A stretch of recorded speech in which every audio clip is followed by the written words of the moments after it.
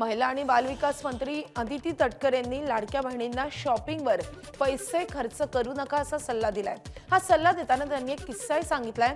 व्यापारी सतत विचारतात लाडक्या बहिणींचे पैसे कधी मिळणार, कारण ज्यावेळी लाडक्या बहिणींना पैसे मिळतात तेव्हा मार्केट गजबजलेलं असतं असंही म्हणत हे व्यापारी पुढे म्हणाल्याचं अदिती तटकरे यांनी सांगितलंय।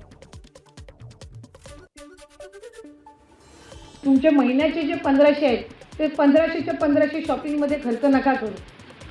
उलट त्याच्यातले 100-500 हे तुम्ही बचत गटामध्ये किंवा कुठले तुमच्या इथं आता कृषी उत्पन्न बाजार समिती असेल किंवा सहकारी क्षेत्र त्या ठिकाणी असेल किंवा असं जिल्हाधिकारी आपण ह्या काही बँका असतील त्याच्यामध्ये सोसायटी फॉर्म करून जर एकत्रितपणाने तुम्ही त्याचं चांगल्या पद्धतीनं त्याचा आपण ते जर आपण जमा करत राहिला दर महिन्याला जे काही लाभ येतो त्याचं 100-500 तर तुम्हाला पुढच्या कालावधीमध्ये कधीही एका विशिष्ट रकमेची गरज लागली तर तुम्हाला त्याच्यातून लोन असेल किंवा ती रक्कम असेल ती प्राप्त होऊ शकेल।